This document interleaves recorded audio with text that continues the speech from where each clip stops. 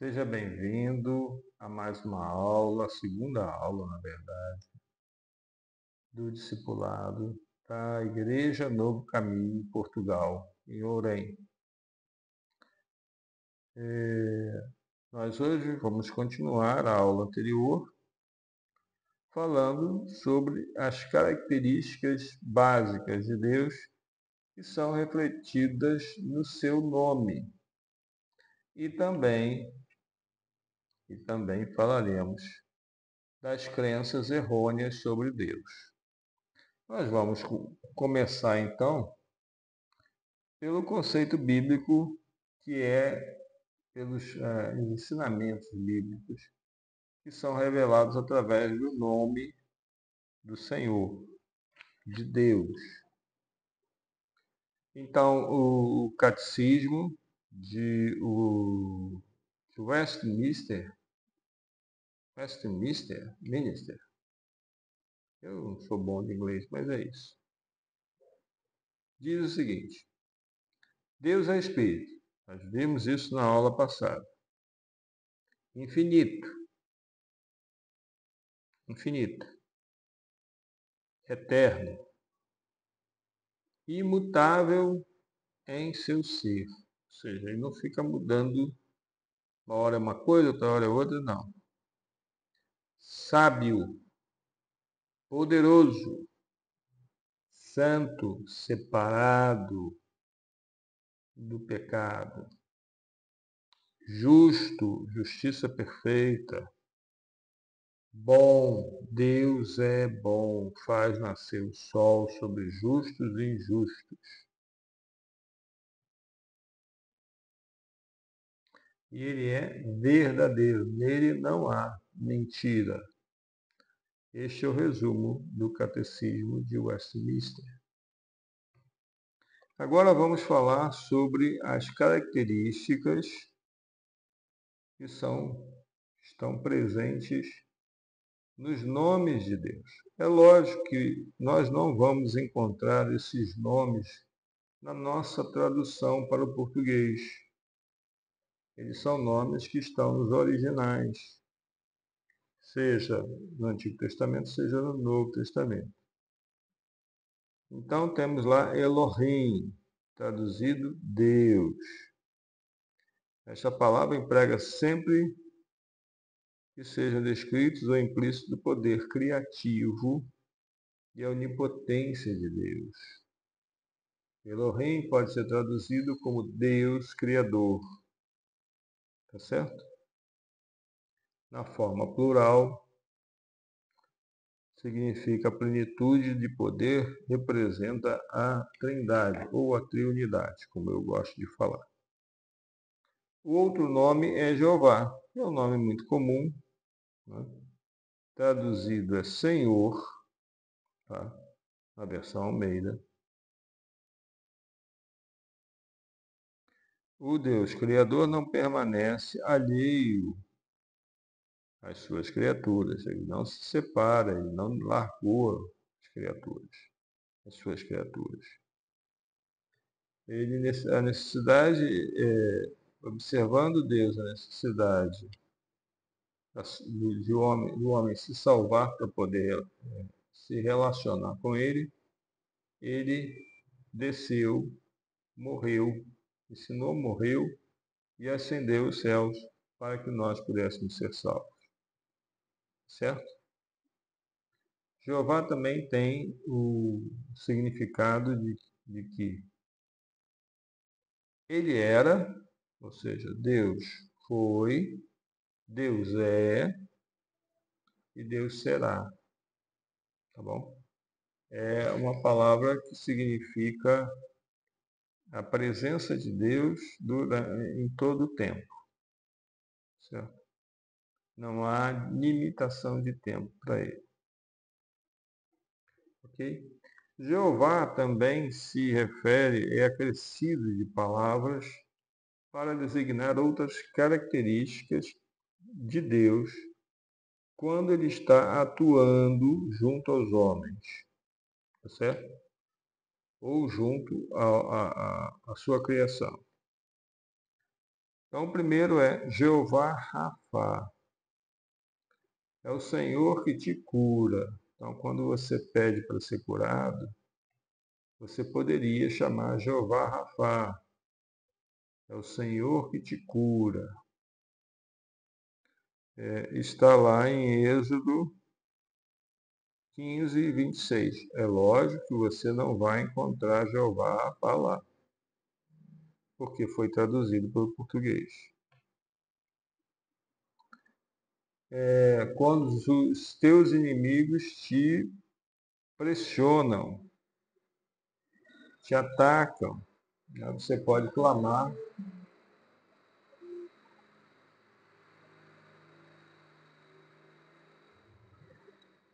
Impressionante, né? Como é que tem moto barulhenta. Você pode chamar Jeová Nissi. O Senhor é a nossa bandeira. Então você pode clamar Jeová Nissi para os teus adversários, porque eles verão a bandeira, quem te protege dos ataques do inimigo. Jeová Shalom. O Senhor é a nossa paz. Quando você está atribulado, você está sem paz, estão querendo te deixar sem paz, clame Jeová Shalom.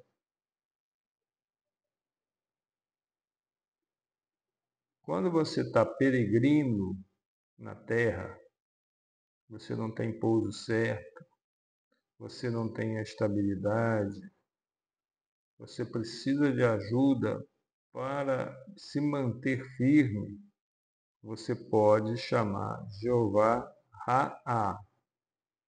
O Senhor é o meu pastor, né?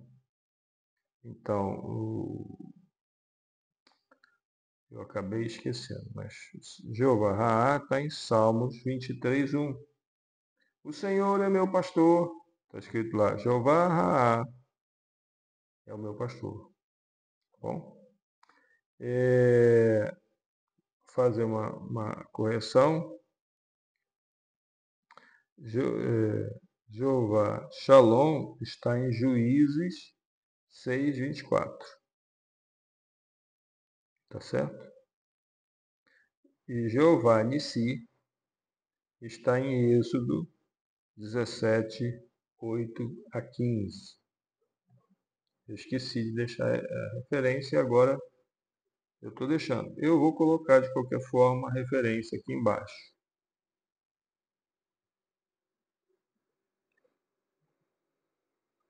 Aqueles que precisam, se sentem pecadores, precisam ser redimidos, podem clamar por Jeová Tissidecno.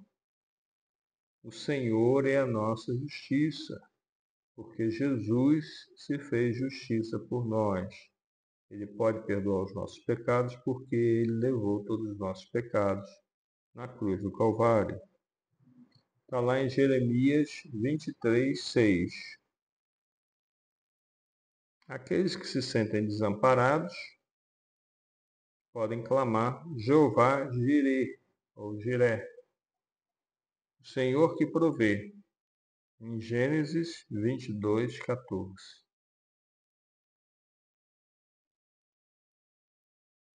Quando o reino de Deus estiver concretizado, nós poderemos chamar Jeová Chamar, o Senhor que está ali. Ezequiel 48, 35. Eu vou contar uma coisa que está acontecendo agora. Quando eu falo os nomes de Deus, eu sinto uma presença. Eu espero que você sinta também. Adonai é o outro nome, que significa Senhor ou Mestre. Dá ideia de governo e de domínio. Está lá em Êxodo 23, 17, Isaías 10, 16 e 33, tá?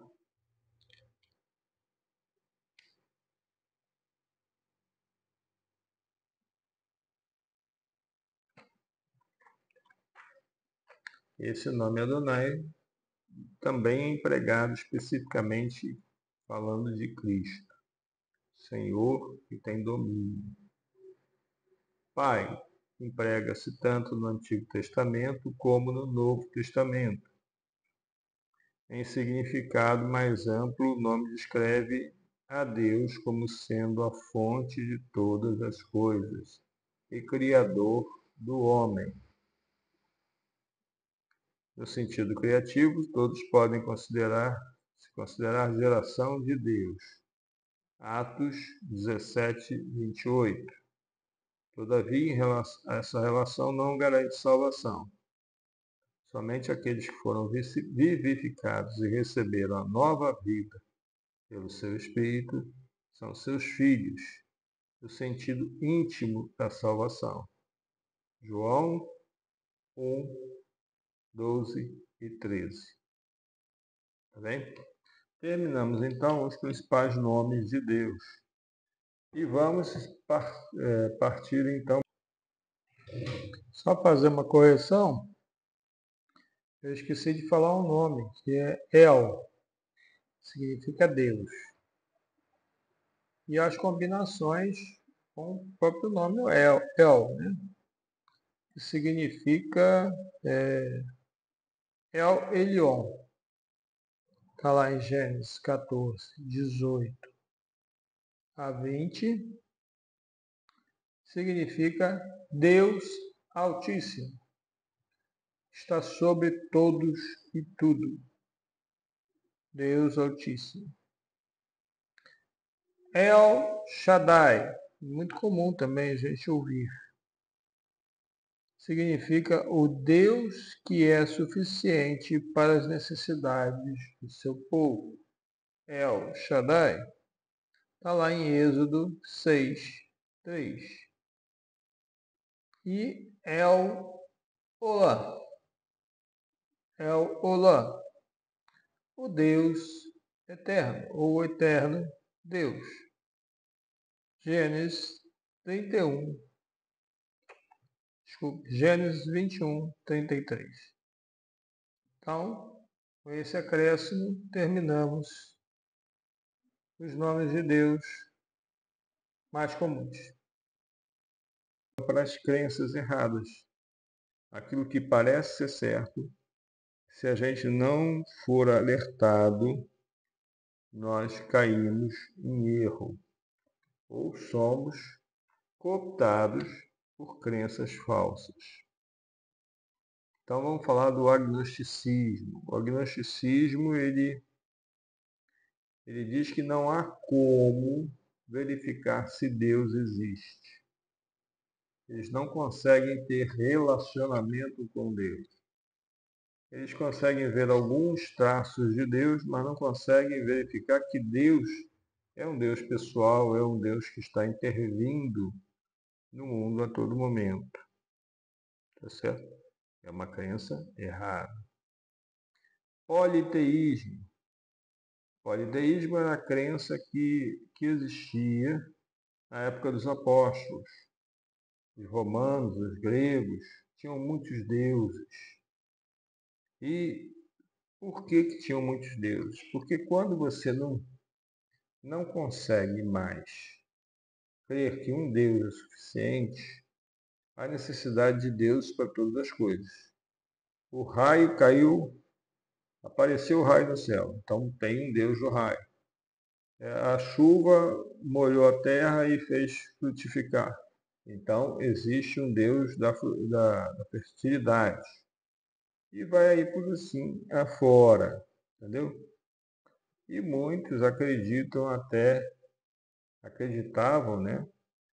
Como está lá escrito, acho que em Atos, deixa-me ver, né? A deusa mulher. A deusa mulher. Você sabia que existia uma deusa mulher? Se não sabia, fique sabendo. Grande Diana dos Efésios. De acordo com Bible.com, ouvindo isto, encheram-se de furor e clamavam: Grande é a Diana dos Efésios, foi a cidade tomada de confusão, e todos. Então, a Diana, né, a deusa adorada lá em Éfeso, é chamada deusa mãe. Né? É a deusa mãe, é o símbolo de fertilidade. Ela é adorada, naquela época, ela é adorada em toda a Ásia Menor, na Grécia, em outros locais também. E isso, né, lógico, depois que a Constantino, em 326, se não me engano, ele se converte ao cristianismo e depois, no final dos anos 300, o Império Romano oficializa a igreja, né, o evangelho como a religião estatal, muita gente que se dizia pagão vai entrar na igreja, mas não vai se converter.